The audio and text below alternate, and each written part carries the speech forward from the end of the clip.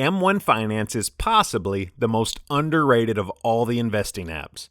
People tout the simplicity of Robinhood, the creativity of Acorns, or the flexibility of Webull, and while these platforms are great, and I actually use them all in some way, I believe that M1 Finance leads the way when it comes to dividend investing. If you're looking for a platform to help take some of the manual work out of your long-term portfolio management, you're watching the right video. A really smart decision, young man. And if you've been watching my videos, you know that I am all in on dividend investing and that it's by far my favorite way to earn passive income. Since I want my income to truly be as passive as possible, I like to automate my monthly investing in dividend reinvestments. There are pros and cons to every platform or app out there, but let's get down to the dirty on my top pick for dividend investing and why it comes out the winner. I'm Jonathan, and we're talking M1 Finance in today's edition of Constant Cash Flow. They're tried and true brokers such as Vanguard and Fidelity, and some relatively newer kids on the block, such as today's focus, M1 Finance. As I said before, I use several different platforms depending on my specific goals, but I choose to use M1 for dividend investing. If you're already familiar with M1 Finance, or maybe you even use it now, take 1 second and tap that like button below. You like me. You really like me. Let's kick things off with M1's unique feature of investing pies. It all begins with setting up your investing strategy and preparing to have them manage it for you moving forward.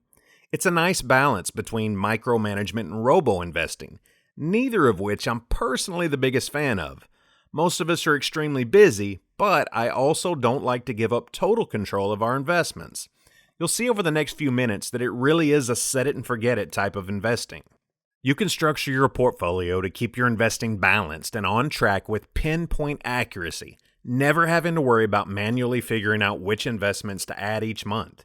This approach is perfect for long-term investors, which of course includes dividend investors. Boy, you know me so well. You can manage up to 5 separate accounts with no issues, which is nice for anyone that uses a few different strategies and wants to track and invest in them separately. Let's take a look at the pros of M1 Finance along with how each one works. First, let's review the concept of pie investing. Pie investing allows you to set percentages for each holding or group of holdings you want to maintain. As an example, if you wanted to have a pie set up for, say, FANG stocks, you could add Facebook, Apple, Amazon, Netflix, and Google and set the percentages to 20% each. M1 will use the funds you add to purchase an equal dollar amount of each.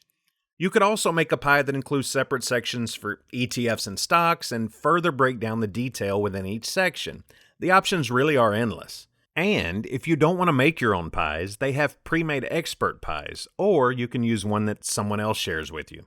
I like this much better than full-on robo-investing, which has recently become popular. I don't mind giving up some control, but in my opinion, the ultimate decision-making should always reside with the investor, and this feature of pies allows me to do just that. I like the sound of that. Moving on to the second thing I really like about M1 is one of its key features that provides the greatest value in my opinion, dynamic rebalancing. As you continue to invest, whether manually or on a recurring schedule, M1 automatically tops up your account, so to speak. It invests the correct amounts needed to bring your holdings back in line with your targeted percentages. This is great because it makes sure you don't have to use your time to understand what you need to purchase and avoids the need to sell any stocks to realign your holdings, incurring a capital gains tax. This also holds true for your earned dividends. Dividends collected are deposited into your cash account. They're reinvested into your pie once you have a minimum of a $25 balance. Yeah, I like pie too. We'll take a look at one of my dividend pies so you can understand how this breakdown and concept works. As you can see in this specific example, one of my recently created pies has 23 holdings with an expense ratio of 0.05%. It has a starting dividend yield of 4.61%. If we go into the details of the holdings, you can see that 20% is allocated to one ETF for diversification, and the remaining 22 holdings range from 1% to 6% of the specific pie's value. Every time I add funds to the pie, M1 purchases shares of the investments that are below my targeted percentage to get my pie back in line with my investing goals. You have done a wonderful thing. I'll drop a link in the description below the video to the exact dividend pie I just showed, and also a link for you to be able to join M1 Finance and get $30 for free. Definitely jump in and take advantage of that offer if you don't already have an account. Nothing like something free to get you on track. Free's good. We like free. Now, a third key point to consider for M1 is that it allows purchase of fractional shares. Although this is becoming more common, it's not a standard for all investing platforms today. And many that do offer this, along with automated reinvesting, use DRIP to invest those dividends, meaning it buys shares of the stock or ETF that the dividend was earned from. While this is better than not reinvesting automatically, I typically want to invest in the stocks or ETFs that underperform, since I'm usually getting a better yield for my purchase. This is a critical feature when considering dividend investing, especially early on in your journey. It really gets the dividend snowball rolling. If you're unsure about the dividend snowball effect and how it can explode your earnings over time, of course, I also have a video for that.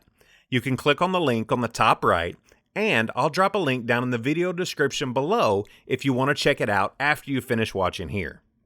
Now, no platform is perfect, and M1 Finance is no exception. So let's take a look at some of the drawbacks I see with M1. While I do believe it's one of the best options out there for dividend investors, that's not necessarily the case when it comes to other investing strategies, and there are some tricky items to keep your eye on. For instance, if you want to make a specific purchase in M1 Finance, it's not the best platform for this type of investing. It requires that you reconfigure your pie once you make that purchase, or risk the following purchases not following the strategy you're looking for. While you can do this, I choose to use other platforms for one-time buys. I mainly offer you choices.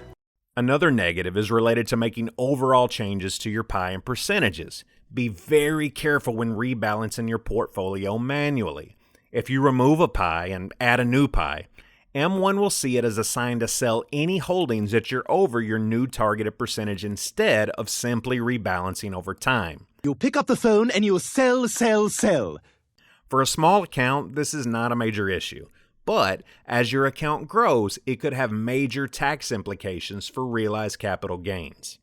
And my last negative is that M1 only allows for one trading window at 8:30 a.m. each day. You do have access to a second trading window in the afternoon at 2 p.m. if you're an M1 Plus subscriber, but in my opinion, it's not worth the subscription fee when the free version is as amazing as it is. All in all, I 100% believe that the pros significantly outweigh the cons when it comes to this investing platform, and I plan on it continuing to be my vehicle for long-term investing for now and throughout my retirement. And I'm just helping you invest in your future, my friend. That wraps up our look at M1 Finance and how it can be a good fit for a dividend investor or really anyone investing for the long term. Thanks for watching. As always, please do your own research before making any investments to see if it's a good fit for you, your goals, and your personal risk tolerance. Keep an eye out for my next video coming out on Wednesday that explains how to invest in companies like Warren Buffett does.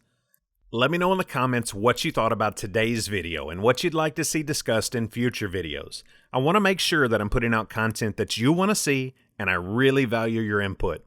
If there are other investing platforms you'd like to see in depth, drop a comment below and let me know. I'd appreciate it if you could leave a like and subscribe to the channel if this video helped you in any way. On the right, you can find more great videos to help you on your journey to constant cash flow. I hope you enjoyed today's video. See you next time.